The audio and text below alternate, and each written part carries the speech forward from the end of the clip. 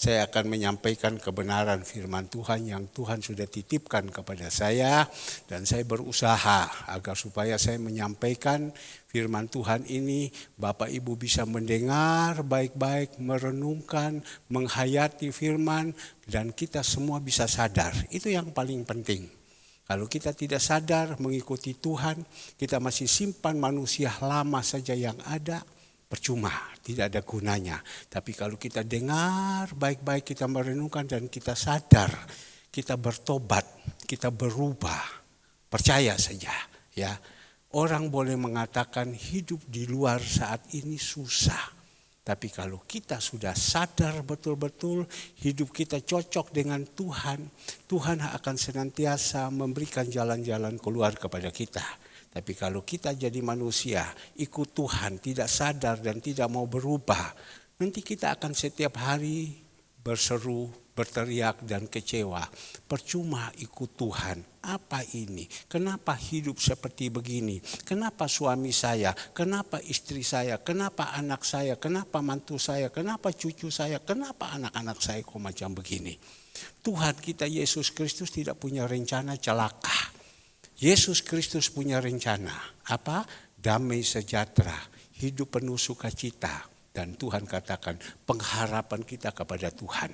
Asal satu, kita ikut Tuhan, kita berubah. Rasul Paulus, dia ikut Tuhan. Ya, dia berubah. Kenapa Rasul Paulus ikut Tuhan bisa berubah? Karena dia mau berubah. Dan juga itu adalah satu kasih karunia. Tapi kalau kita ikut Tuhan tidak berubah, bagaimana? Ada teman saya, dia mengatakan kepada saya, Pak Herman, bocai, dia bilang, percuma. Karakter is karakter, dia bilang. Percuma, dia bilang. Kamu mau omong apa? Karakter is karakter. Tidak usahlah berbuat yang baik. Ya, biarkan saja. Karakter is karakter, dia bilang. Saya bilang tidak. Rasul Paulus itu jelek. Ya, waktu dia ketemu Tuhan Yesus di Damsyik, dia berubah. Dia berubah. Ya itu Rasul Paulus, dia bilang. Tapi ini percuma lah, saya ini sudah banyak menolong orang, apa segalanya semua.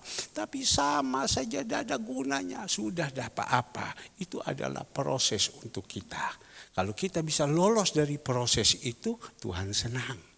Saya bilang kepada dia, Musa waktu Tuhan percayakan dia untuk bawa bangsa Israel ini keluar. Dia mengalami proses demi proses. Tapi Musa mengerti proses itu untuk apa? Untuk Musa. Kalau Musa kuat, bisa menjalankan terus tugas itu, dia akan mendapatkan kekal. Tapi Musa sampai dimarah, dia tidak kuat.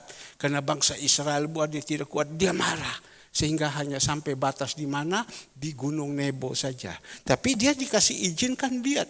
Ya, lihat itu apa? Perjanjian ini Israel, tanah Yerusalem. Dia dikasih izin kan lihat, tapi hanya sampai di Gunung Nebo saja. Yosua juga begitu, dipercayakan, tapi Tuhan bilang, kuatkan hatimu, kuatkan hatimu. Karena apa? Menghadapi manusia ini. Jadi kita yang mengerti, tahu, mungkin seorang pemimpin, gembala sidang, atau orang tua, kalau ada yang tidak benar, minta sama Tuhan. Tuhan, saya tidak mampu. Kuatkan hati saya. Supaya saya tidak marah, saya tidak berontak dan lain. Kuatkan hati saya. Itu saja. Kalau kita sudah minta sama Tuhan kekuatan, Tuhan berikan kekuatan kepada kita, kita akan sanggup untuk melanjutkan apa yang dikehendaki Tuhan. Nah, Bapak Ibu yang dikasihi Tuhan, pagi hari ini Tuhan titipkan kepada saya untuk menyampaikan, ini juga untuk saya ini firman. Firman ini bukan untuk Bapak Ibu saja, tapi firman ini untuk saya. Karena apa? Dia sampaikan pertama untuk laki-laki, ya, yang kepala rumah tangga. Dia sampaikan juga kepada siapa? Ibu rumah tangga. Dia sampaikan juga kepada siapa? Kepada anak-anak. Dia sampaikan juga untuk jemaat. Jadi semua ini untuk kita. Tinggal kita merenungkan dan menghayati. Apakah saya ini? Ya, kita akan baca. Coba di dalam Titus 2 ayatnya yang pertama, kita boleh baca sampai dengan ayatnya yang ke-10. Ya. Titus 2 ayatnya yang pertama sampai dengan ayatnya yang ke-10. Saya boleh baca, Bapak Ibu juga boleh melihat semua, tolong dibukakan Alkitab. Kewajiban orang tua, pemuda dan hamba. Tetapi engkau beritakan apa yang sesuai dengan ajaran yang sehat. Laki-laki yang tua hendaklah hidup sederhana, terhormat, bijaksana, sehat dalam iman, dalam kasih, dan dalam ketekunan. 3, demikian juga perempuan-perempuan yang tua, hendaklah mereka hidup sebagai orang yang beribadah, jangan memfitnah, jangan menjadi hamba anggur, tetapi cakap mengajarkan hal-hal yang baik. 4, dan dengan demikian mendidik perempuan-perempuan muda, nah ini anak-anak muda ya, mengasihi suami dan anak-anaknya, hidup bijaksana dan suci, rajin mengatur rumah tangganya, baik hati dan taat kepada suaminya, agar firman Allah jangan dihujat orang. Demikian juga orang-orang muda, nasihatilah mereka supaya mereka menguasai diri dalam segala hal. 7, dan jadikanlah dirimu sendiri suatu teladan dalam berbuat baik. Hendaklah engkau jujur, bersungguh-sungguh dalam pengajaranmu. 8, sehat dan tidak bercela dalam pemberitaanmu, sehingga lawan menjadi malu, karena tidak ada hal-hal buruk yang dapat mereka sebarkan tentang kita. 9, nah kita melihat hamba-hamba hendaklah taat kepada tuannya dalam segala hal, dan berkenan kepada mereka, jangan membantah. Membantah itu berontak. 10, jangan curang, tetapi hendaklah selalu tulus dan setia, supaya dengan demikian mereka dalam segala hal memuliakan ajaran Allah Juru Selamat kita. Nah, Bapak Ibu yang dikasihi Tuhan, kalau kita membacakan satu kali saja firman Tuhan ini, kita tidak mengerti. Apalagi orang yang di rumah tidak pernah baca Alkitab, mohon maaf ya, nanti Bapak Ibu pulang juga kosong. Maka itu Tuhan ajarkan kita supaya renungkan kebenaran firman. Kalau kita merenungkan kebenaran firman, hidup kita ini diibaratkan kepada Tuhan ya, seperti pohon yang ditanam di tepi sungai. Karena suka merenungkan firman Tuhan. Seperti pohon yang ditanam di tepi sungai dan air itu mengalir ya ke akar-akarnya, dan pohon itu tumbuh bagus, mengeluarkan buah. Buah yang keluar itu manis. Seperti kita. Kalau suka baca firman Tuhan, merenungkan baik-baik, firman itu hidup kita hidupkan di dalam kehidupan kita. Ya, nanti ada buah-buah. Buah apa? Buah-buah pertobatan. Ya. Kalau sudah ada buah-buah pertobatan, ada buahnya. Kalau tidak ada buah pertobatan, percuma. Ya, dipotong. Berapa saat yang lalu ada pohon jeruk. Saya tanam, saya beli pohon itu cukup mahal. Saya tanam. Tapi buahnya tidak bagus. Dan akhirnya pohonnya ini mati. Daunnya kering. Dan barusan ini saudara Eka potong. Potong dan buang di sini. Jadi kering. Saya bilang sama Eka, ini kalau taruh begini terus bagaimana? Bawa ke sebelah. Wah, jangan Bapak, nanti ditegur sama orang sebelah. Bapak tanggung jawab, taruh ke sana, bakar. Saya bilang begitu. Karena sudah tidak ada gunanya lagi, bakar. Jadi kalau kita ini, Bapak Ibu yang dikasih Tuhan, hidup kita ikut Tuhan, mohon maaf, saya tidak berbuah, tidak ada gunanya. Dipotong, buang, tidak ada gunanya. Bahasa Mandarin bilang, meiyu jiachen, tidak ada harga. Karena tidak ada buahnya, apalagi kalau sudah kering. Sama juga kita, ya saya, jemaat Tuhan atau anak-anak saya, istri saya. Kalau kalian tidak berbuah, tidak ada gunanya. Hidup kalian tidak ada gunanya. Orang lihat, orang apa ini? Ya, tidak ada harga sama sekali, tidak berbuah, meyulimau, tidak ada aturan, tidak punya sopan santun. Kalau orang sudah tidak punya sopan santun, tidak ada harga Bapak Ibu. Seperti teman saya yang saya katakan, dia bilang, Pak Herman, karakter is karakter, Pak Herman. Percuma dia bilang, karakter itu is karakter. Karena dia belum sungguh-sungguh. Saya bilang, tidak Bu, pasti bisa berubah. Kita pelan-pelan, kita sampaikan pelan-pelan. Nah ini kita sampaikan. Ya.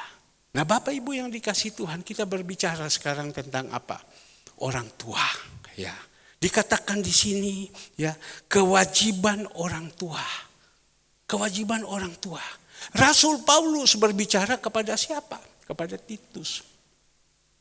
Ada dua, Timotius dan Titus. Mereka orang dua ini dipakaikan sama Tuhan dan diizinkan ketemu dengan Rasul Paulus. Yang Rasul Paulus bisa mempercayakan mereka untuk jadi gembala. Kalau Timotius dia menyampaikan dengan kasih, penuh kesabaran dan lain-lain. Tapi kalau Titus sampaikan keras. Mungkin Tuhan kasih dia karunia nabi ya. Jadi nabi keras. Karena apa? Dia keras karena dia punya tujuan. Ya, kamu harus bertobat. Ya, seperti Nabi Yesaya. Ya, sampaikan keras agar supaya apa? Jemaat itu bertobat, pengikutnya bertobat. Kalau kita sudah bertobat, karena prinsipnya, kalau sudah bertobat, tidak usah susah ini hidup. Tapi kalau tidak mau bertobat, ya sudah. Orang kalau tidak mau bertobat seperti bangsa Israel. Mereka diizinkan kepada Allah, waktu itu Firaun menekan mereka, memaksakan mereka untuk kerja apa piramid ini. Sampai mereka tidak kuat, mereka berseru kepada Allah, Allah tolong kami sudah tidak mampu lagi, Justru karena mereka berseru kepada Allah, mereka sudah tidak mampu, baru Allah panggil Musa, keluarkan sudah mereka. Dari dosa ini, dari Mesir ini, dari dunia ini, bawa kepada mereka ke Kanaan, ya, yang penuh tempat tanah yang penuh dengan susu dan madu. Dibawa sama Musa, keluarkan mereka juga macam begitu. Ya, maka itu teman saya bilang karakter is karakter, bersungut-sungut. Cuma hanya ada 2-3 orang, Yosua dan Kaleb. Yang lain di mana? Ya mereka sudah seperti macam begitu. Karena apa? Karakter is karakter. Tapi Tuhan Yesus ya sudah datang ke dunia ini. Dia katakan karena begitu besar kasih Allah kepada dunia ini. Barang siapa percaya kepada dia ya akan diselamatkan. Tapi kalau tidak percaya dihukum. Nah kita ini kan orang-orang yang sudah percaya Tuhan kan.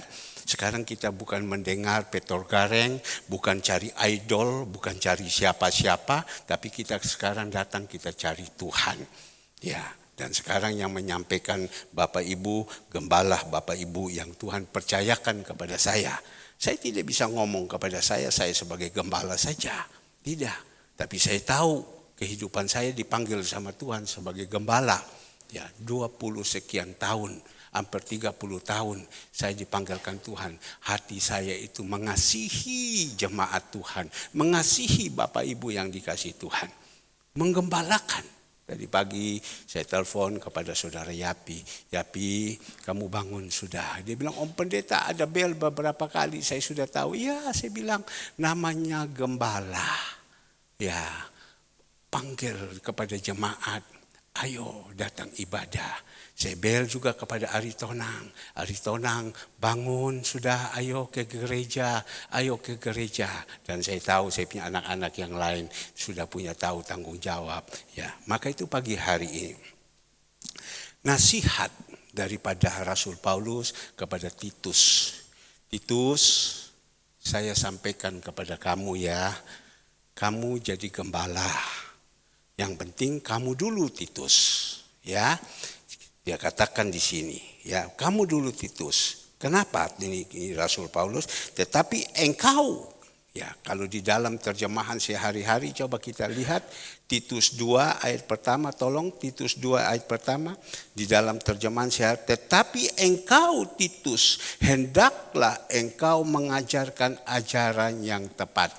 Ya, Rasul Paulus bilang, ya, tetapi engkau Titus, hendaklah engkau mengajarkan ajaran yang tepat. Tapi kalau di sini terjemahan yang biasa, tetapi engkau beritakan, ya, apa yang sesuai dengan ajaran yang sehat. Ya, jadi menyampaikan ajaran yang sehat. Jangan tidak sehat. Orang kalau makan itu makanan yang sehat itu enak. Ibu gembala sekarang lagi eksperimen. Tapi dia jadi. Bikin apa? Kue cucur. Ya, tadi dia bilang, wih kalau saya jual ini kue cucur ini pasti ibu, siapa namanya, Mama Dope beli banyak. Dia bilang, karena apa? Gulanya dari sabu. Ya, bukan gampang itu kue cucur. Pertama itu dia bikin itu kue cucur, ya luka sini, luka sana, rasanya persis orang korengan. Kan tidak gampang bikin kue cucur itu. Tetapi dia berusaha agar supaya memberikan kepada suaminya, memberikan kepada anaknya, memberikan kemarin katanya dia lapor kepada saya kasih kepada pelayan-pelayan yang bungkus-bungkus di belakang, semua dikasih makan kue cucur. Ya. Dia bikin, dia usaha, gagal pertama, gagal kedua, gagal ketiga. Tapi sekarang dia bilang, saya sudah bisa bikin. Dia tidak putus asa. Bahkan dikatakan saudara Yapi bilang, pakai nama Yapi lagi, pakai gula sabu. Dia bilang, wah saya berpikir gula sabu ini dari mana dapat ini gula sabu. Saya coba minta dari sana, ponaannya Yapi barusan hari Kamis dia datang ke sini, dia bawa 1 botol. Saya diam-diam. Tapi saya ingat jemaat kita ada orang sabu di sini. Yaitu siapa? Kalau Ibu Evi ya sudah, dia sabu ya sabu aja. Tapi dia ada di Jawa. Tapi ibu sabu yang kental betul-betul itu Mama Dope. Mam Dope punya gula sabu ya. Oh ada Bapak, dia bilang. Ini gula sabu ini asli Bapak, dia bilang. Ada di mana sekarang? Dalam perjalanan dari Sabu ke Surabaya dengan kapal. Berapa banyak? 5 kilo, 5 liter. Saya bilang, Mama kasih dulu 3 botol besar. 3 botol kan baru 2 liter. Kemarin lapor. Ya, lapor, Pak saya sudah kasih berapa? Kasih 1 botol. Aduh Mama kenapa kalian kok begini? Kasih Bapak Gembala cuma 1 botol. Makanya tadi saya omong sama Ibu Gembala, kamu sudah bikin? Ya sudah, dia bilang. Yang ibu Mama Dope kasih bagaimana? Sudah bikin. Ini nanti besok saya bikin lagi. Tapi habis sudah tidak ada lagi. Mama Dope kasih lagi. Nanti gampang kita atur, kita balter. Nah Bapak Ibu yang dikasih Tuhan, dikatakan di sini memberikan makanan yang sehat. Harus yang sehat. Jangan sampai tidak sehat. Kalau makan ini kemana di luar ini, kalau Ibu Gembala bilang sudah kamu jangan terlalu makan di luar. Kalau makan di luar tengah malam itu makan itu malam tidak bisa tidur, mulut ini panas karena vicin terlalu banyak segala semua. Jangan suka makan di luar. Maka saya bilang ibu-ibu rumah tangga belajar masak, jangan terus main pesan. Belajar masak.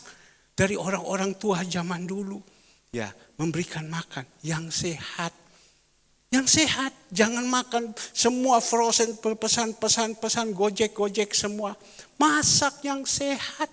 Ya, dikatakan di sini juga, tetapi engkau beritakan apa yang sesuai dengan ajaran yang sehat. Saya sebagai gembala, saya ajarkan kepada Bapak Ibu yang sehat. Ya, supaya kita dapat yang sehat, kita bisa menikmati. Orang kalau makan bagus, semua bagus, sehat, enak. Tubuh kita sehat, semua sehat. Ya, semua sehat. Tapi kalau tidak sehat bagaimana? Ya, kalau tidak sehat bagaimana? Tapi sehat semua. Ya, saya senang sekali anak saudara saya, saudara Yapi sekarang jalan sudah sehat semua. Dulu ginjal 16, tinggal 1. Turun 15, cuci darah. Kalau sudah cuci darah, sudah tidak ampun lagi. Saudara Ivon khotbah hari Kamis, dia punya saudara cuci darah. Sebentar lewat sudah cuci darah, cuci darah, cuci darah. Tapi sekarang ginjalnya, kreatinnya sudah naik kembali sehingga sehat. Nanti sebentar saya tunjukkan. Nah, Bapak Ibu yang dikasihi Tuhan, belajar yang sehat. Dan yang kedua, laki-laki yang tua hendaklah hidup sederhana, terhormat, bijaksana, sehat dalam iman, dalam kasih, dan dalam ketekunan. Laki-laki yang tua. Siapa yang laki-laki yang tua? Bisa kita katakan kepada di sini ada Bapak Togas Sirait sudah tua. Setiap pagi kita doa pagi, ada doa syafaat orang-orang tua yang ada. Ibu Cu sudah tua, Ibu Ripa sudah tua, saya sudah tua, yang lain-lain umur 70 ke atas sudah tua. Ya. Tetapi yang sekarang kita ngomong laki-laki yang sudah tua, ya, kepala rumah tangga. Kalau kita mau rukun di dalam rumah tangga ini, ya, harus apa dikatakan di sini? Laki-laki yang tua hendaklah hidup sederhana, terhormat, bijaksana, sehat dalam iman dan kasih dan dalam ketekunan. Artinya apa? Coba kita melihat. Mazmur 128 ayatnya yang pertama, tolong dikeluarkan. Mazmur 128 ayat pertama. Nyanyian syahara. Berbahagialah setiap orang yang takut akan Tuhan, yang hidup menurut jalan yang ditunjukkannya. Bapak Ibu menghayati sendiri ya. Ya, saya tidak punya waktu banyak untuk menguraikan semua ini. Ayatnya yang kedua. Yang kedua, apabila engkau memakan hasil jeripaya tanganmu, berbahagialah engkau dan baiklah keadaanmu. Jadi kalau laki-laki ini, orang yang takut akan Tuhan, tentu dia mendapatkan hasilnya bagus. Bukan hasil dari tipu sana, tipu sini, atau mencuri dan lain-lain segala semua. Tetapi karena dia takut akan Tuhan, dia bekerja dengan benar, hidup takut akan Tuhan, mendapatkan hasil. Hasil itu kita bisa memakan hasil itu dengan jeripaya tanganmu, dan dikatakan berbahagia engkau dan baiklah keadaanmu. Yang ketiga, ya, istri akan menjadi seperti pohon anggur yang subur di dalam rumahmu, anak-anakmu seperti tunas pohon zaitun sekeliling meja. Jadi kalau orang yang takut akan Tuhan, berbicara tentang laki-laki, kalau sudah takut akan Tuhan, berarti ini dosa-dosa ini ditinggalkan semua. Dia tidak mau lagi ada dosa di dalam hidupnya. Dan tentu dia bekerja hidup takut akan Tuhan. Ya. Hidup kerja takut akan Tuhan. Ya, dapatkan hasilnya untuk anak-anak kita.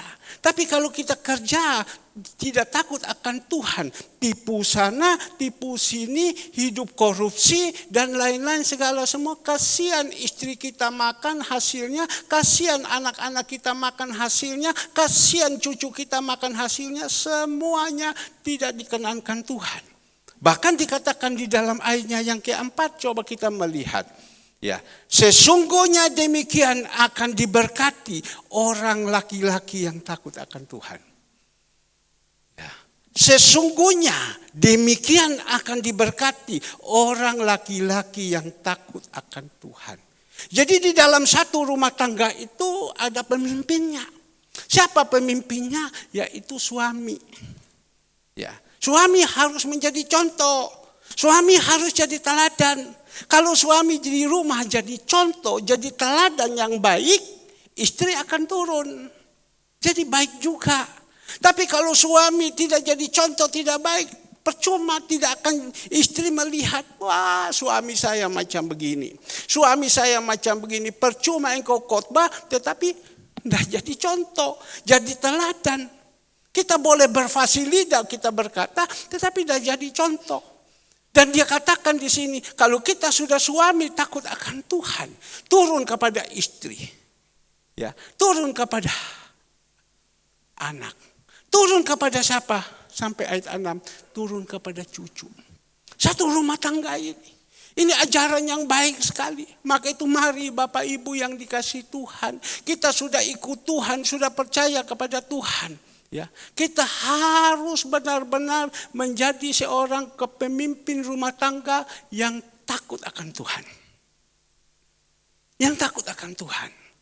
Kalau tidak takut akan Tuhan, sayang, istri mau jadi contoh apa? Ada istri berkata, aduh saya pusing Pak, suami saya macam begini Pak. Pusing Pak, ada tanggung jawab suami.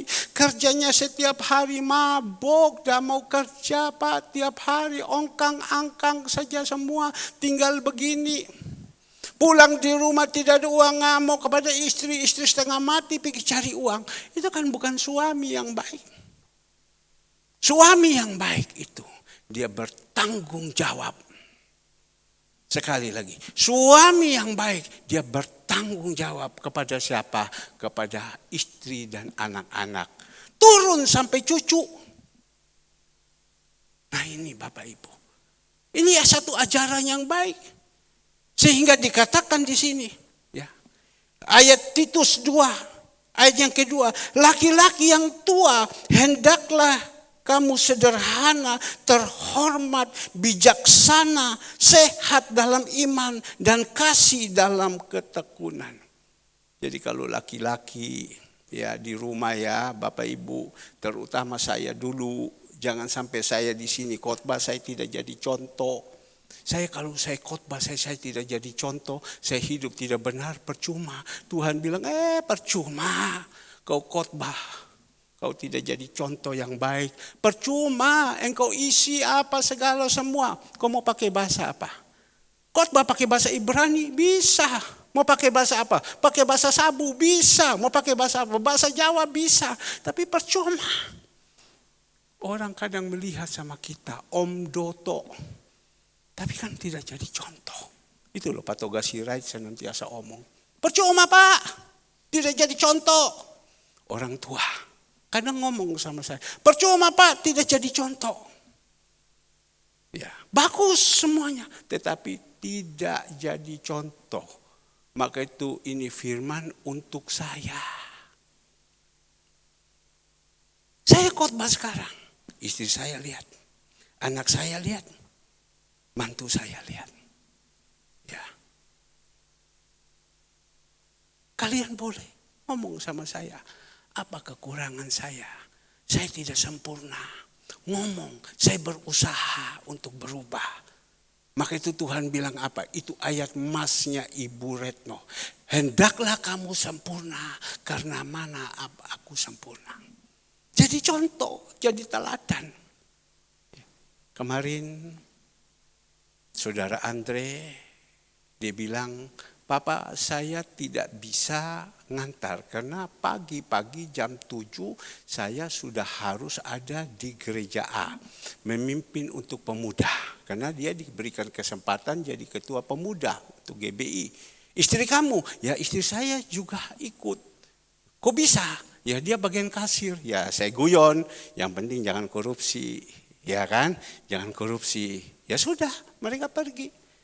Tapi saya harus jadi contoh. Ya, saya bilang sama dia, sampai mereka kemarin pulang setengah 11 malam, tadi masuk tidak ketemu saya tadi malam, saya bilang bagaimana capek? Capek Pak, dia bilang begitu. Saya tanya kepada istrinya, capek. Tapi saya harus jadi contoh. Tidak ada dia, saya bikin pengumuman. Kalau ada yang mau menawarkan, ayo. Tidak mau menawarkan, saya jalankan. Saya berikan kesempatan. Tetapi untung anak perempuan saya, Kesia. Jadi kita melihat waktu di kampung Pecinan. Kesia yang bicara, yang bimbing. Sampai saya bilang, aduh sebenarnya saya harus panggil itu Naldi. Saya harus tes sama dia. Naldi, Andre tidak ada, kamu datang dari Tanggul, naik kereta. Tapi saya lupa. Jadi kemarin saya bilang, Naldi, Susu lupa untuk panggilkan kau. Susu sudah ngomong saya, coba datang, ngomong saya datang. Nanti hari Senin saya pulang, karena saya sekarang lagi sibuk di Tanggul sana. Ya mereka di sana kan jual beli mobil, ada jeruk masuk terus dan lain-lain. Saya sibuk. Ya sudah, jadi Kesia. Tapi di situ saya bilang, ya untung Tuhan pakai ada siapa? Ada GK gantong kaki. Yaitu di situ. Si namanya Hendrik. Ya dia jalan, dia bawa mobil pergi di kampung Pecinan. Tapi di situ saya dulu pergi ke sana, saya bawa makanan ke tempat di mana saya olahraga, karena di sana saya juga banyak menginjil. Barusan minggu ini saya baptis 3 orang di sana. Nanti saya cerita. Saya bilang, kamu antar dulu dan nanti selesai pulang. Saya pulang cepat, saya langsung sama-sama dengan mereka, saya antar pergi di Kembang Kuning. Saya bawa sendiri. Dan saya bawa sendiri, saya melihat keadaan. Bapak Ibu yang dikasih Tuhan, kasihan. Mereka nunggu kita datang itu sudah antri dari jauh. Pak, kenapa Pak? Bapak ini begini. Waduh Pak, ini berkat Pak. Saiki susah cari uang. Susah cari uang sekarang. Dia bilang, memang susah. Hari ini, mulai kemarin ada pameran di Ciputra Ward. Pameran di promo karena hari jadinya BCA, ulang tahunnya BCA, dikasih promo. Mau beli rumah, boleh. Mau beli mobil, boleh. Saya ditelepon kepada pemimpinnya. Pak Herman, mau lihat rumah, mau melihat apa, segalanya semua. Ya saya bilang, untuk apa? Saya kan tidak perlu. Ya tapi kalau untuk jalan-jalan, lihat saja. Saya ngomong dengan teman saya. Teman saya bilang, dulu dengan sekarang ini lain. Dia bilang, kalau dulu mau beli rumah gampang. Kalau sekarang mau beli rumah susah. Ya, sekali lagi. Dulu kalau mau beli rumah itu gampang. Dulu. Ya, kakak saya juga ngomong. Tidak seperti sekarang. Kalau dulu itu mau beli rumah itu gampang. Kalau sekarang mau beli rumah itu susah sekali. Saya sempat tanya, rumah berapa? Ya ada rumah harga 1,7 miliar. Itu ukuran 6 kali 12 atau kali 16. 1,7 miliar. Ada tanah tok, harga 7 itu ukuran begitu juga kurang lebih di daerah Citra sana. Ya itu harganya 1,7 miliar. Kalau rumah harga 2 miliar. Saya bilang uang muka harus berapa? 30%. 2 miliar kali 30% berarti harus siap berapa uang? Ya, 2 kali 30%. Berarti 600 juta. 600 juta ditambah pajak, ditambah asuransi, ditambah bunga, ditambah apa. Jadi kita harus siap 800 juta atau 900 juta. Siapa punya uang sekarang 900 juta? Siapa yang punya uang? Ya. Atau kita mau cari rumah yang ada di Bambe sana atau di mana. Itu rumah saja sudah harga sudah 1 miliar. Ya. Atau 700 juta. Atau 600 juta.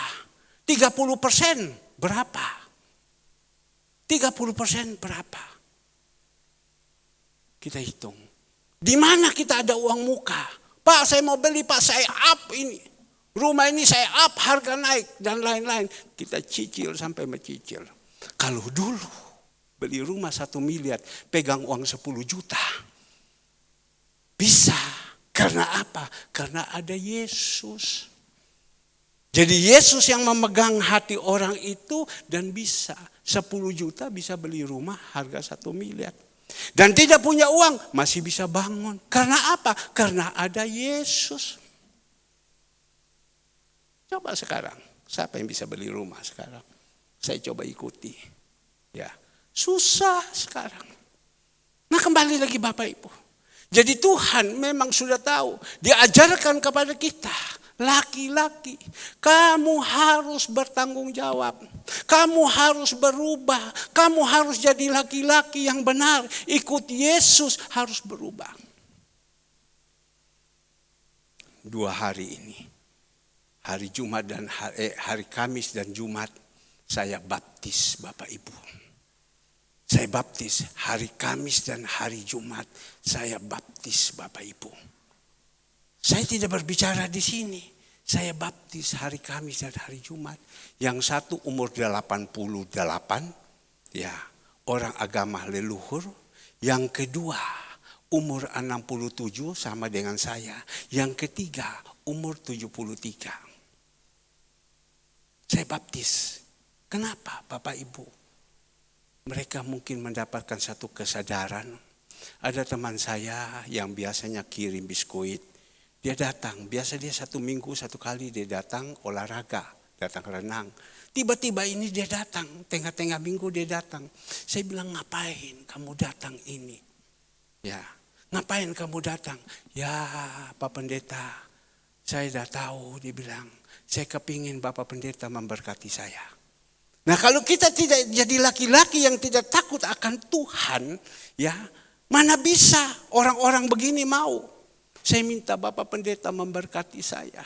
Saya mau memberkati apa kepada kamu? Saya bilang, kamu semua sudah cukup, segala bahkan berkelebihan.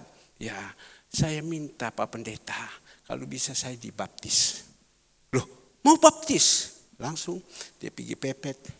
Cuma sayang Alek tidak ada. Kalau Alek ada pasti cek. Ya, foto sudah ada. Tapi di situ Bapak Ibu yang dikasih Tuhan.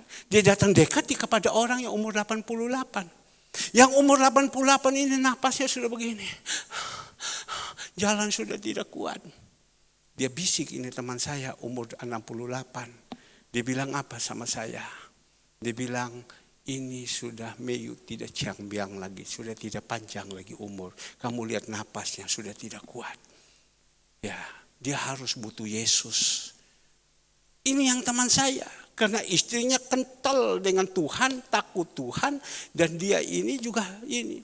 Tapi dia bilang ini butuh Yesus, dia bilang. Pak Pendeta ayo sudah, injili sama dia, doakan sama dia. Dia langsung sama-sama dengan saya. Dia bilang sama si bapak ini, kamu mau dibaptis, mau percaya Tuhan Yesus. Hahaha. Ya dia ngomong, ini pumpung ada Bapak Pendeta di sini yang akan baptis sama kita. Mau dia bilang. Mau dia bilang. Ya sudah, waktu bilang mau, kan orang kaya ini sukar masuk kerajaan surga. Mau panggil mereka datang kasih pelajaran, enggak mau. Pumpung saat itu mereka bilang mau percaya Tuhan Yesus, saya berikan wejangan sedikit tentang mereka kepada Tuhan Yesus, tentang Tuhan Yesus. Waktu saya sudah sampaikan semua dan saya baptis. Saya baptis yang umur 88 dulu. Waktu keluar, saya bilang saya baptis engkau di dalam nama Tuhan Yesus, Allah Bapa, Allah Putra, yaitu Tuhan Yesus Kristus. Dalam nama Yesus saya baptis. Selesai saya baptis, saya 1 orang lagi saya baptis. Nah kita biasanya ada bertiga sama-sama. Sudah selesai baptis, tertawa mereka, senang, terima kasih Pak, ayo kita makan, ayo kita makan. Saya bilang sudah, saya sudah makan, saya bilang. Saya sudah makan, ayo kita makan, dia bilang. Waktu pergi makan, ini makan, selesai makan, saya bilang saya bayar. Saya bayar, apa yang dikatakan orang tua ini umur 88. Bapak Pendeta tidak boleh bayar, saya takut sama Tuhan Yesus. Mana ada cerita Bapak Pendeta bayar? Bapak Pendeta tidak boleh bayar. Saya yang bayar. Mana ada cerita kok Bapak Pendeta bayar? Saya takut sama Tuhan Yesus. Nah, orang yang baru kenal firman Tuhan, belum kenal, baru dibaptis, Tuhan sudah sadarkan dia takut dengan hamba Tuhan, takut sama Tuhan Yesus. Bukan kepada hamba Tuhan, takut kepada Yesus. Nah, Bapak Ibu yang dikasih Tuhan, hari besok lagi datang teman saya, pabrik kaca. Ya, saya bisik sama dia. Kemarin saya bilang saya baptis 2 orang, si A, si B. Dia jawab, loh kenapa saya kok tidak dibaptis? Dia ngomong begitu, kenapa saya tidak dibaptis? Saya punya anak 3 ini kawin di gereja. Semua di gereja, bahkan yang satu yang terakhir Bapak Pendeta yang doakan. Ya. Kenapa kok saya tidak? Loh kamu mau dibaptis? Saya tidak bilang kau datang ke gereja dulu dan lain-lain. Apa kita mau ke gereja atau bagaimana? Itu urusan kamu. Yang penting sekarang dulu kau percaya Tuhan Yesus. Mereka dari sembahyang leluhur. Tapi di saat itu dia bilang saya mau dibaptis. Ayo kita ke sana. Saya baptis. Tapi sebelum dia baptis, dia bilang tolong doakan saya. Saya punya masalah banyak. Saya tidak bisa uraikan. Saya lagi sekarang dengan saya punya anak, punya masalah. Jadi saya bilang ada orang tua dengan anak juga punya masalah.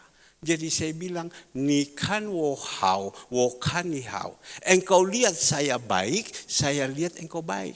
Maka itu anak-anak belum tentu engkau ajarkan kepada mereka ikut Tuhan. Didik baik-baik kepada mereka supaya mereka takut sama Tuhan. Agar supaya mereka tidak tunduk kepada engkau. Karena Yesus mengajarkan dengan jelas. Dan orang-orang tua juga mengajarkan. Ajaran-ajaran Konghucu mengajarkan. Ya, woman harus uhau sama orang tua. Hormati sama orang tua. Ya. Tapi dia bilang ini bagaimana? Dia bilang, saya sudah berbuat yang baik segala semua. Tapi kok kurang ajar. Waduh, keki dia bilang. Anak-anak jangan kasih keki sama orang tua ya. Ya tidak boleh ya. Ya. Kalian apalagi hamba Tuhan yang kamu usik. Jangan. Tidak boleh. Kalian nanti kalian susah. Karena firman Tuhan di dalam Efesus 6 ayat 3 dan 4. Hormati ayah dan ibumu. Itulah yang terpenting Tuhan bilang. Dan sesudah itu saya baptis dia. Biar supaya ini ada jalan keluar. Ya, habis saya baptis, sesudah saya kasih wejangan, dia lari sudah. Saya pulang dulu. Hanto secing, banyak masalah yang saya hadapi. Saya ngomong dengan teman saya, pabrik kaca punya banyak masalah. Apalagi kita. Nah Bapak Ibu yang dikasihi Tuhan. Ya. Jadi orang tua ini betul-betul harus takut akan Tuhan. Kalau orang tua sudah takut akan Tuhan, kita sudah belajar tadi, itu rumah tangga itu bisa berbahagia. Mazmur 128, itu rumah tangga bisa berbahagia. Yang kedua kita melihat. Ya, di dalam ayat yang ketiga, demikian juga perempuan-perempuan yang tua. Hendaklah mereka hidup sebagai orang-orang yang beribadah seperti pagi hari ini. Beribadah, jangan memfitnah, jangan menjadi hamba anggur, tapi cakap mengajarkan hal-hal yang baik. Siapa itu perempuan-perempuan tua? Kalau orang timur bilang, mama tua, bapak tua. Tanya bapak tua di sana. Tanya mama tua di sana. Jadi di sini istri juga diajarkan seperti itu. Rasul Paulus berkata kepada Titus, ajarkan juga. Agar supaya ibu-ibu atau istri-istri dikatakan demikian perempuan-perempuan yang tua. Ya, kemarin saya bilang sama ibu gembala, mama tingkatkan badannya sedikit lagi. Gemuk, mama pasti jadi bintang film. Saya bilang. Dan dia katakan sama saya apa? Dia bilang sudah tua. Nah belum tua saya bilang. Ayo. Hendaklah mereka hidup sebagai orang yang beribadah. Jangan memfitnah, jangan menjadi hamba anggur. Tetapi cakap mengajarkan hal-hal yang baik. Ya. Kalau suami sudah baik, turun kepada istri. Ya. Saya berharap ya, Bapak Ibu atau saya dulu dengan dalam keluarga, di rumah tangga, ada mama yang baik, Kesia, Catherine ada mama yang baik. Dia senantiasa memberikan contoh jadi teladan, kalian juga harus. Ya, mama yang baik. Saya juga berharap di gereja, kalian yang jadi mama-mama, jadi mama yang baik. Ya, tentu mama yang baik kadang tidak ketemu suami yang baik. Suami mabok, suami narkoba, suami tidak tanggung jawab. Tetapi istri pertahankan dia jadi papa dan dia jadi mama. Dia urus anak-anak. Ya, jadilah yang baik. Nah inilah Bapak Ibu. Karena jadi yang baik ada contoh. Kita melihat Amsal 31 ayatnya yang ke-12. Amsal 31 ayatnya yang ke-12. Ya.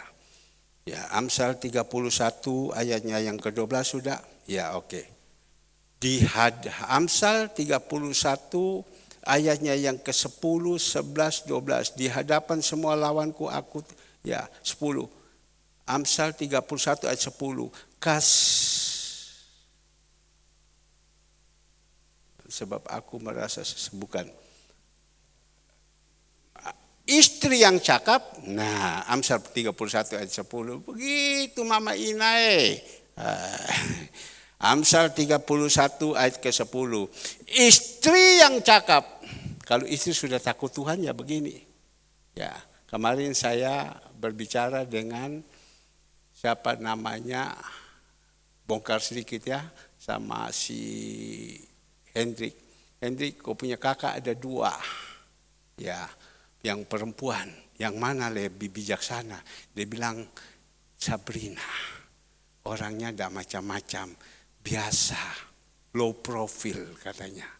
Masa iya, mungkin karena kau pergi kuliah, dia kasih sama kau berkat, sama saja dia bilang, cuma dah macam-macam, low profile. Kalau si umpama yang Thalia bagaimana? Ya Thalia itu harus kembali ke gereja, dia bilang, supaya dengar banyak firman Tuhan.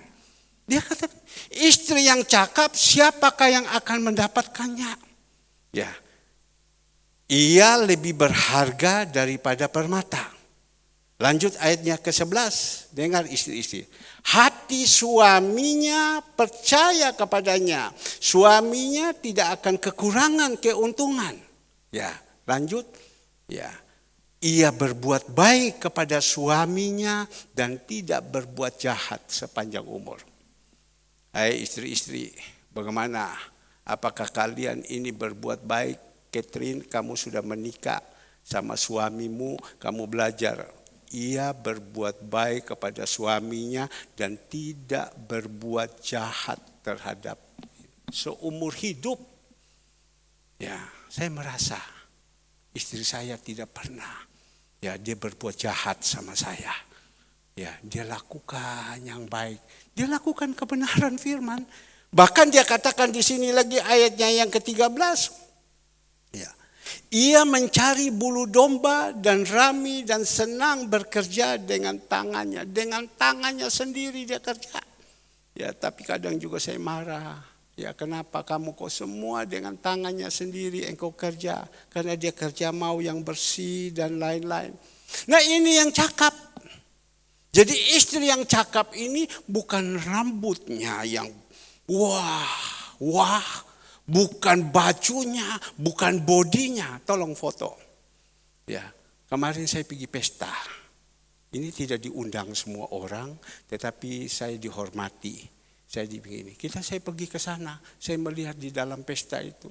Sampai waktu kami mau pulang, Bapak Ibu, yang punya pesta larang. Asuk tidak boleh pulang. Tunggu dulu di sini. Foto dulu. Saya tidak izinkan pulang. Saya sudah mau pulang karena saya pikir saya harus siapkan firman. Tapi dia bilang tolong kita lihat. Saya melihat cakep-cakep. Banyak cewek-cewek cakep-cakep. Coba ganteng-ganteng lagi. Coba kita lihat ini foto. Ya, ini kita lihat ya. Tolong dibesarkan sedikit. Ya, kita lihat ya. Ini bagian kanan. Mantunya Yapi. Gemuk ya. Dia seorang kontraktor besar. Pemerintah punya proyek. Saya tanya sama dia. Kau kerja apa sekarang? Pak, saya lagi kerja proyek. Proyek apa? Pemerintahan. Anggaran berapa? Ya puluhan. Saya bilang, kamu ingat ya. Tidak boleh sombong. Orangnya sederhana sekali. Tidak boleh sombong ya. Kamu punya papa satu yang ada sini, papa mertua urus Yesu. Ya, ini kanan ini datang dari Palangkaraya. Kalau yang ini anaknya Yapi sebelah ini, cantik ya anaknya Yapi ya. Ya ini saya panggil anaknya, saya bilang, nih kamu kenal saya, tahu ya. Kamu tahu kapan? Saya tahu dari dulu. Kamu ingat ya? Kamu punya suami berhasil. Kamu jangan sombong ya. Kalau sombong itu kamu terjun langsung. Ya, jangan sombong. Tugas saya sebagai hamba Tuhan. Kamu jangan sombong. Tidak ada guna kamu sombong. Kamu sombong sekarang nanti kamu terjun langsung. Karena Tuhan, ya. Perhatikan papa mama. Mama sudah tidak ada. Ya, papa ini. Kau perhatikan, dia punya bapak sengaja tidak mau. Dia tidak mau, dia jaga wibawa juga. Gitu. Perhatikan papa. Ya, Yesus. Nanti pulang, titipkan uang sama papa 100 juta.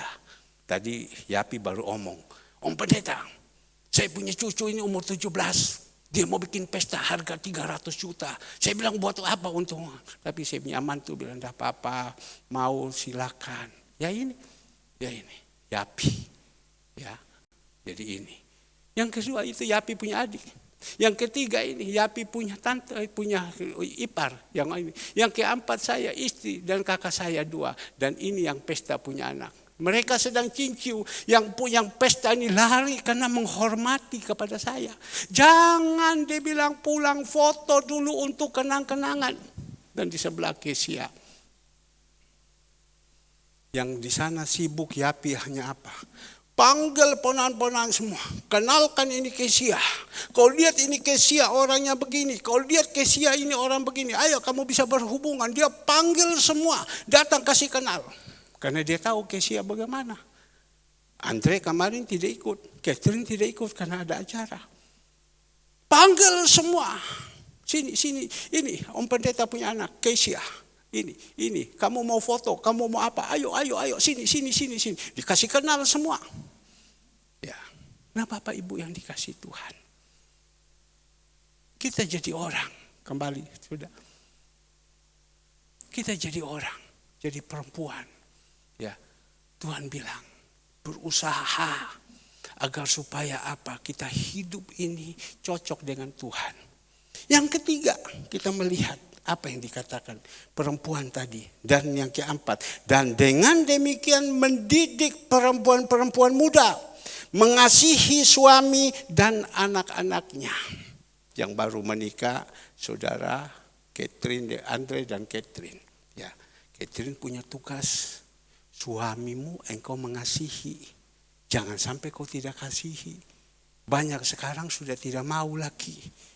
Novi, kau kasihi kau punya suami. Jangan kau lepaskan begitu saja. Atalia, kau ingat itu Atalia. Susah payahnya kita. Ya, kau harus mengasihi suamimu. Harus. Ini kan ajaran. Dikatakan dan demikian mendidik perempuan-perempuan muda mengasihi suaminya. Atalia sudah punya anak. Barusan saya ada di TP. Saya melihat Atalia jalan dengan papa mama mertua. Dia ada di depan. Alfred ada di belakang gendong dia punya anak. Tapi dia punya anak luar biasa ya. Dari bawah dia dada. Dia tahu juga ya gembalanya ya. Tapi berjarang kan ke sini. Dah. Dia ada di lantai 2, kita ada di lantai 5. Anak kecil bisa lihat. Alfred angkat, taruh dia di leher. Dah. Ya. Susah payah itu. Dapat itu. Dan juga saudara Novi. Ya. Kau juga harus kasihi kepada suamimu. Urus itu suaminya. Saya hanya berikan contoh. Yang lain kan belum menikah. Devina kapan saya belum tahu. Ya, belum ada gambaran. Kosin lagi ngelus dada. Tapi yang saya berbicara kepada jemaat. Saya punya anak dokter ini satu. Belum ada bayangan. Ya, Ina dia bilang om sudah ada. Cuma belum saya mau tunjukkan. Ya, tapi kalau ada di sini saya akan didik. Suami istri yang benar itu urus suaminya. Urus suaminya. Bapak Ibu. Seluruhnya. Kemarin saya pakai baju ini. Ini baju saya pakai karena di dalam pesta itu minta supaya pakai baju putih. Dan yang lain pakai perempuan pakai baju krem. Ya sampai kita melihat semua ibu gembala dia turut. Dia pakai krem atau apa. Saya kena makan, saya lihat makan terlalu agak enak itu makanan. Sampai jatuh kotor. Ibu gembala tengah malam dia cuci ini. Dia cuci, saya bilang supaya tidak usah lagi cuci, ini kotor. Dia cuci dari pagi dia set semua. Urus semuanya. Jangan bilang kepacut, kemanya. Urus dewek. Tidak begitu. Kalau mau rumah tangga yang bagus. Rumah tangga yang rukun, rumah tangga yang berkati, istri itu dikatakan ya demikian ya kembali ya terjemahan biasa ya kembali biasa coba kita lihat Dan demikian mendidik perempuan-perempuan muda mengasihi suaminya dan anaknya. Novi, saya dengar kalau suaminya khotbah mengasihi anak sudah bagus. Ya, saya tidak tahu mengasihi suami enggak. Pasti. Tadi kita melihat suami sudah bisa mendidik kepada istrinya. Di mana suaminya ada, istrinya ada. Itu suami punya power. Bawa kepada jalan yang benar. Jangan bawa ke tempat yang salah. Kemarin waktu saya pergi ke pesta, ya dalam perjalanan saya lihat ada satu gedung besar sekali. Saya tanya kepada saudara Kesia, ini apa? Oh ini Pak, ini tempat diskotik. Ya, suami jangan bawa istrinya pergi diskotik. Dulu saya bawa suaminya, istri saya kayak ke diskotik. Dan dia duduk di meja, saya usahakan kasih dia minum mabok, agar supaya dia minum mabok, dia bisa goyang dengan saya diskotik. Itu dulu. Tapi sekarang kita bawa ke rumah Tuhan. Didik kepada anak-anak kita supaya hidup takut akan Tuhan. Kita kan kepingin supaya diberkati. Ya kan? Jadi anak-anak dikatakan di sini, didik perempuan-perempuan kita. Kita punya anak, kita didik baik-baik. Anak perempuan kita didik baik-baik. Hidup didik apa? Takut akan Tuhan. Jangan kita ajarkan kepada anak-anak pergi ibadah, malas, mama pemalas. Ya, kau juga, saya juga pemalas. Jadi sudah, kita di rumah saja, tidak usah pergi. Ya, didik hidup takut akan Tuhan. Jangan tunggu perjamuan kudus dulu baru datang. Tapi hari lain tidak. Kita melihat ayat kelima. Ayatnya yang kelima, Bapak Ibu yang dikasihi Tuhan. Hiduplah bijaksana dan suci. Rajin mengatur rumah tangganya. Baik hati dan taat kepada suaminya. Agar firman Allah jangan dihujat orang. Ini berbicara kita didik kepada anak-anak kita. Bapak Ibu sebelum menikah dan sudah masuk di dalam pelaminan, di situ pendeta mulai ajar, ya, tunduk kepada suaminya. Suami mengasihi istrinya, kan sudah diajarkan, jangan masuk sini keluar kanan. Berapa banyak di luar rumah tangga sampai bercerai kiri, bercerai kanan. Pesta bagus, besar-besaran, tetapi waktu sudah pesta tidak melakukan firman. Salah Bapak Ibu. Sekarang saya mengajarkan kepada kita. Semua yang ada untuk saya juga. Mari kita jadi orang hidup bijaksana. Suci dan suci. Rajin mengatur rumah tangganya. Baik hati, taat kepada suaminya. Agar firman Allah jangan dihujat. Ya, kalau kita sendiri tidak jadi contoh. Apa yang kita mau sampaikan? Percuma. Orang bilang percuma engkau sampaikan. Ya, firman Tuhan tidak ada gunanya. Apa itu anak Tuhan model macam begitu? Dan selanjutnya kita melihat ayat yang ke-6. Demikian juga orang-orang muda. Nasihati mereka supaya mereka menguasai diri dalam segala hal. Rasul Paulus bilang kepada Titus, engkau menasihati Titus, betul engkau masih muda, engkau juga harus jadi contoh nasihat kepada orang-orang muda. Demikian orang-orang muda, nasihatilah mereka supaya mereka menguasai diri dalam segala hal. Ada penguasaan diri. Buah-buah roh yang paling terakhir itu. Tapi dia tulis paling terakhir, sebenarnya yang paling pertama ada satu penguasaan diri. Kalau kita tidak ada penguasaan diri dalam hidup ini susah Bapak Ibu. Ya, tidak bisa, nanti kacau itu rumah tangga. Kacau, jadi harus punya penguasaan diri. Kita berdoa sama Tuhan. Tuhan saya tidak bisa, saya ini orang emosian Tuhan. Ya, tapi kemari kita berusaha supaya ada penguasaan diri dalam hidup kita. Nah inilah Bapak Ibu nasihat. Sudah yang kita berbicara tentang orang tua, laki dan perempuan. Dan juga berbicara tentang anak, laki dan perempuan. Sudah mendapatkan nasihat. Nasihat apa? Untuk kita bertobat. Kalau sudah bertobat itu bagus. Menghayati pagi hari ini. Apa di antara kita ini sudah bertobat apa tidak? Kalau belum bertobat percuma. Ngapain ikut Tuhan sudah sekian lama, masih tetap tegar, tengkuk, keras kepala terus. Ya, diomongi dah bisa, percuma, tidak ada gunanya. Kita ikut Tuhan, kita bikin capek. Lebih baik ikut seperti jemaat yang lain yang sudah tidak mau ke gereja. Sekali dosa tetap dosa sudah. Wes, tidak usah gereja-gerejaan. Ya, kenapa? Terus tidak mau bertobat. Nah, kembali lagi Bapak Ibu yang kasihi. Di dalam ayat selanjutnya, demikian juga orang-orang muda, nasihatilah mereka supaya mereka menguasai diri. Dan ayat yang ke-7, dan jadikanlah dirimu sendiri suatu teladan dalam berbuat baik. Hendaklah engkau jujur dan bersungguh-sungguh dalam pengajaranmu.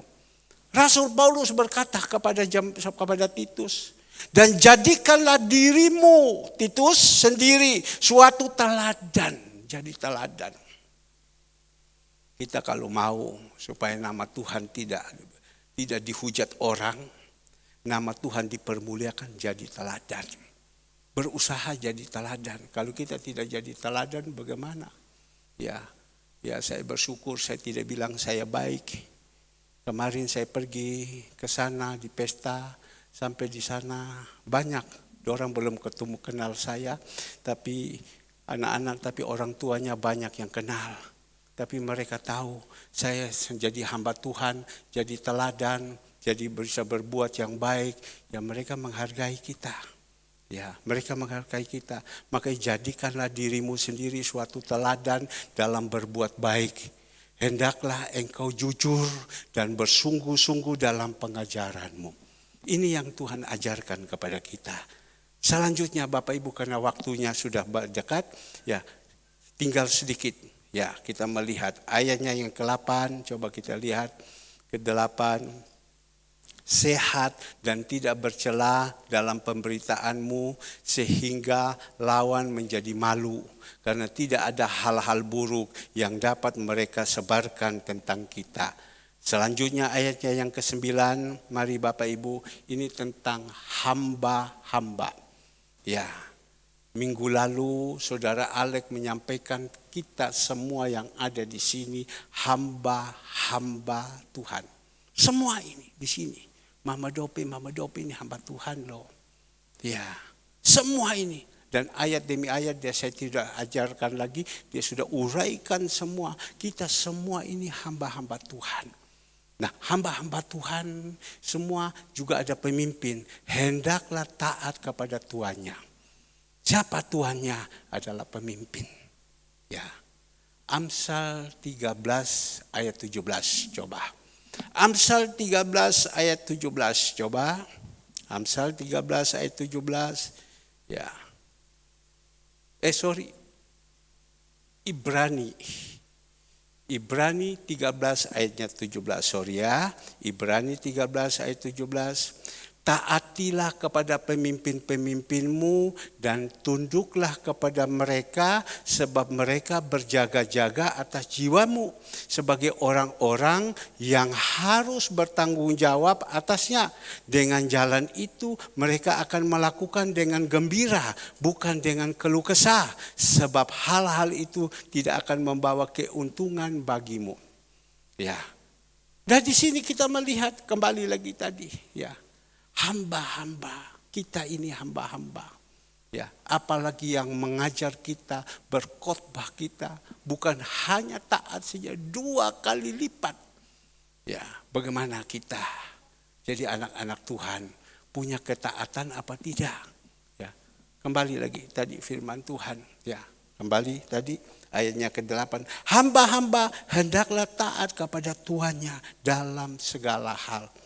Ya, seorang hamba Tuhan, seorang pelayan Tuhan, seorang jemaat Tuhan ada di dalam gereja. Kalian harus belajar taat. Dalam segala hal, di mana kalian digembalakan di situ taat. Dan dikatakan di sini jangan berbantah-bantah. Artinya berbantah-bantah itu berontak, jangan. Kalau kalian katakan bahwa saya sudah ikut Tuhan, saya sebagai hamba-hamba Allah, tapi kalian tidak taat, percuma, tidak ada gunanya. Ya, kita melihat Abraham disuruh Tuhan untuk pergi tinggalkan seluruh hartanya yang ada semua. Kemana dia tahu. Tapi karena Tuhan suruh sama dia, dia taat. Dan dikatakan di dalam kejadian 12 ya, ayatnya keempat, Abraham pergi. Kemana? Dia tahu, dia taat. Dan kita lihat orang yang taat itu hasilnya itu ada. Tapi kita melihat Lot itu kan bukan yang harus ikut kepada yang dipilih Tuhan. Tetapi karena dia ikut sama Abraham, dia ikut keberkatan. Tapi waktu sudah keberkatan dan di situ kita melihat dia mulai berontak. Tidak taat. Hasilnya apa? Bahkan istrinya jadi tiang batu. Tiang batu. Jadi kalau mau Bapak Ibu dikatakan memang taat itu berat.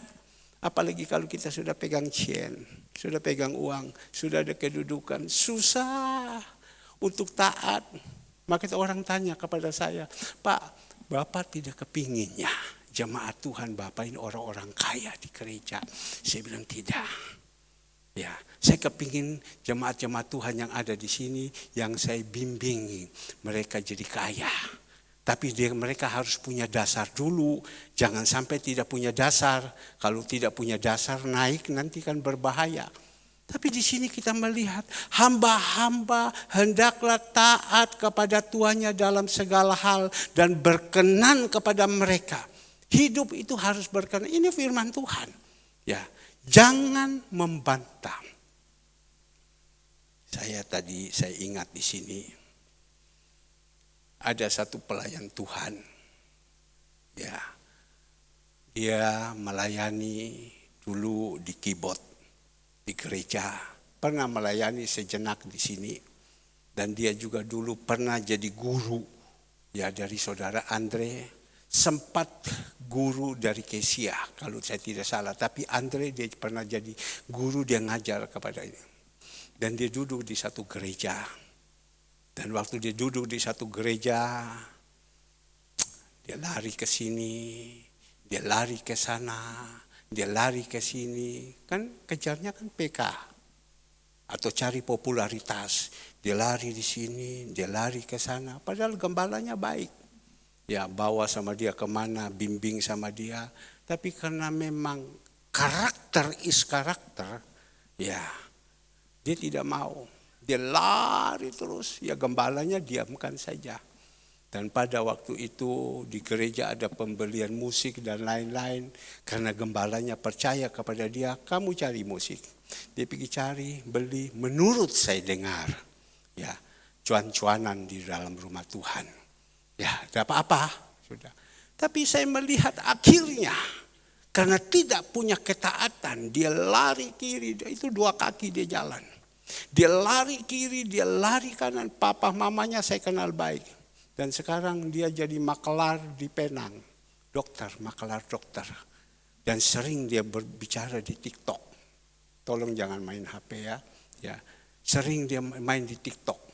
Ya, mau perlu dokter jantung, hubungi ini, dokter ini, dokter ini. Mau perlu ini, hubungi ini. Saya bilang, kenapa engkau sudah macam begini? Sempat saya hubungi dia. Kenapa kamu sudah begini? Dulu kamu kok melayani. Wes om, percuma om. Rumah tangganya juga berantakan. Semua berantakan. Aduh, karena apa? Karena tidak ada taatannya.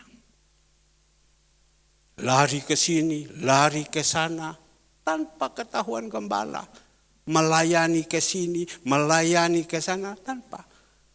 Dulu kami di gereja sini belajar dari gereja Bukit Zaitun, Om Yusuf. Dan sampai sekarang di Om Yusuf masih berjalan. Sebelum melayani berdoa dulu. Sesudah melayani sebelumnya bikin tulisan semuanya. Ya, semua buat. Itu belajar taat. Ya, tapi dulu kita masih bisa, sekarang kita sudah tidak. Tapi saya bersyukur di sana itu masih taat. Dia masih taat semua. Kenapa kita tidak panggil mereka lagi? Saya pernah panggil hamba-hamba Tuhan. Dan apa yang dikatakan pemimpinnya? Brur isi sendiri. Brur didik anak-anak brur. Ya. bimbing mereka supaya mereka bisa jadi yang baik. Sudah, ya. Jadi anak-anak yang ada di sana taat, mereka tidak mau. Mereka semua. Ya, maka itu kita mau. Diajarkan Rasul Paulus kepada Titus, hamba-hamba yang ada, hamba Tuhan yang ada, belajarkan mereka taat. Tapi kalau kita tidak taat, Bapak Ibu, kan larinya kan hilang. Bapak Ibu jangan berpikir, wah saya begini, saya jadi orang hebat. Dilihat kelihatan itu bagus di depan, ya, tetapi ujung-ujungnya jurang. Seperti apa yang saya katakan, sekarang ada satu orang jadi makalar, dokter di Penang sana. Kamu tinggal di Penang? Tidak, dia bilang. Sekarang saya punya tugas antar orang sakit. Dulu memulai dengan roh, sekarang diakhiri dengan ini. Kalau kita mau jadi anak Tuhan, kita taat sama Tuhan, lain itu berkat. Berkat daripada Tuhan dengan berkat daripada orang dunia itu lain. Ya. Maka itu Bapak Ibu, untuk mau belajar taat saja susah. Saya ngomong kepada Hendrik kemarin, Hendrik, saya bilang, kamu belajar ya taat. Iya Om, belajar, tidak boleh sombong. Ingat Hendrik, Om pesan sama kamu, tidak boleh sombong. Karena kadang kita manusia kalau sudah angkat naik sedikit, sudah lain. Tidak boleh sombong. Hendrik, kau ingat, saya bilang. Ya. Ingat baik-baik. Saya kemarin jalan dengan dia, yang ada kepada saya nasihati kepada dia. Memang orang kena nasihat tidak mau. Ya, tidak mau. Apalagi sudah ada daging begitu, tidak mau. Susah. Tapi ingat Bapak Ibu yang dikasih Tuhan. Kalau kita mau taat, kita jalan di dalam jalannya Tuhan. Kita akan melihat kemuliaan demi kemuliaan. Itu ada di dalam hidup kita. Yang tidak mungkin itu jadi mungkin. Belajar taat. Yang terakhir kita melihat berusaha berkenan. Ya, hidup kita ini berkenan kepada Tuhan, berkenan kepada hambanya yang Tuhan percayakan mengembalakan. Berusaha. Yang akhirnya kita melihat ayat yang ke-10, apa di dalam ayat yang ke-10? Jangan curang. Ya, tadi saya bilang ada satu orang dipercayakan mencari musik dan lain-lain, segala semua curang. Jangan curang, tetapi hendak selalu tulus dan setia. Supaya dengan demikian mereka dalam segala hal memuliakan ajaran Allah Juru Selamat kita. Nah Bapak Ibu yang dikasih Tuhan, bagaimana firman Tuhan pagi hari ini? Bapak Ibu sudah dengar baik-baik? Pulang di rumah coba baca. Ini renungan doa pagi. Pulang di rumah coba baca. Kalau Bapak Ibu bisa melakukan ini, lihat. Saya tutup sedikit dengan satu kesaksian. Saya habis baptis orang ini. Plang, selesai baptis, saya naik ke atas. Saya naik ke atas. Persis hari Jumat itu kita butuh beras 10 sak. Beras habis. Ya, saya lagi berdoa sama Tuhan. Tuhan, beras habis Tuhan. Ikan tinggal minggu depan, habis juga. Bagaimana ini Tuhan? Waktu saya naik Bapak Ibu, yang kan itu udah mungkin. Tiba-tiba ada satu orang anak muda. Dia agama ciacai, sembahyang leluhur. Ya, bolehkah saya kirim beras? Bolehkah saya kirim minyak? Dia katakan sama saya, oh boleh, saya bilang. Nanti saya kirim beras sekian, minyak sekian, saya hitung-hitung 10 lebih juta juga. Ya nanti saya kirim ya. Nah di situ hari Jumat itu saya butuh beras 10 kilo. Saya bilang sama dia, saya butuh beras untuk kasih makan besok. Kapan kau kirim? Dia bilang tunggu saya telepon ya. Ya tunggu saya telepon. Dan persis waktu dia sudah telepon, ya saya bilang, ya kalau memang bisa kirim, saya suruh Andre, coba kau kontak orang ini, kira-kira itu beras kapan, kalau tidak kita beli. Karena saya sudah titipkan kepada Ibu Gembala uang untuk beli 10 sak. Ya. Tapi di situ Bapak Ibu yang dikasih Tuhan, dia bilang tidak bisa masuk ini hari Jumat, mungkin besok. Oh ya sudah, Tuhan kasih sama saya hikmat. Ya. Uang itu engkau bisa pakai untuk belanja yang lain, untuk hari Sabtu. Tapi sekarang ini beras kau tidak usah beli. Bagaimana cara Tuhan untuk bisa ini? Persis Andre pergi ke panti bakti luhur. Saya telepon kepada suster. Dah gampang bisa keluarkan barang dari ke panti bakti luhur. Suster, saya butuh beras 10 sak. Bisakah saya pinjam? Nanti saya kirimkan karena dari Sidoarjo ini beras mau datang. Saya suruh, Bapak Pendeta silakan ambil. Nanti saya suruh ambil di aula. Saya suruh ambil di aula. Silakan.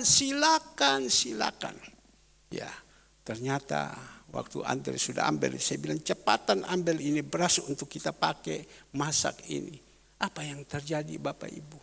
Sesudah itu saya tanya, beras tidak masuk. Andre bilang, Papa dia kirim sekian ratus sak beras. Ya, tapi belum masuk. Ya, dia bilang katanya besok. Besok ya Andre? Ya. Sabtu dia bilang masuk. Saya sudah berpikir ini Sabtu beras masuk. Minyak masuk. Ya, Ibu Andreas bilang, hale, kita sudah tidak keluar uang beras lagi. Ya, tapi Bapak Ibu yang dikasih Tuhan berasnya dah masuk. Saya pikir masuk, masuk luar biasa, bisa ini. Tapi tidak masuk berasnya. Ya, kapan masuknya? Ya dah tahu, saya bilang. Itu semua kan di tangan Tuhan. Tuhan sudah siapkan semuanya. Sampai tadi malam saya tanya Eka, apakah beras itu masuk? Ya mungkin tidak masuk. Kenapa tidak masuk? Mungkin dari desa beras itu belum di verpacking dan lain-lain. Ya kita doakan. Bisa ada hari Senin, ada hari Selasa, bisa ada beras. Ya, jadi saya rasa sekian Bapak Ibu. Kalau kita hidup memuliakan Tuhan, Tuhan akan atur semua. Mau beli rumah, ya ada promo di CW sana. Bunga murah katanya dari BCA. Bapak datang mau beli mobil, bunga murah. Saya bilang mobil mahal kamu. Kamu ambil langsung sama Astra, tidak usah bayar bunga, free, asuransi free. Woi kita kalah katanya. Ya jadi dia bilang kalau mau rumah, ya, tapi kita harus siap uang sekian besar. Dan rumah yang sekian mahal. Kakak saya bilang dulu mau beli rumah kita gampang. Kalau sekarang mau beli rumah susah. Tapi kalau kita bersama dengan Tuhan, jalan yang benar, bagi Tuhan tidak ada yang mustahil. 10 juta bisa dapat rumah yang besar. Ya, 5 roti 2 ikan. Tuhan Yesus memberkati. Ayo pemusik.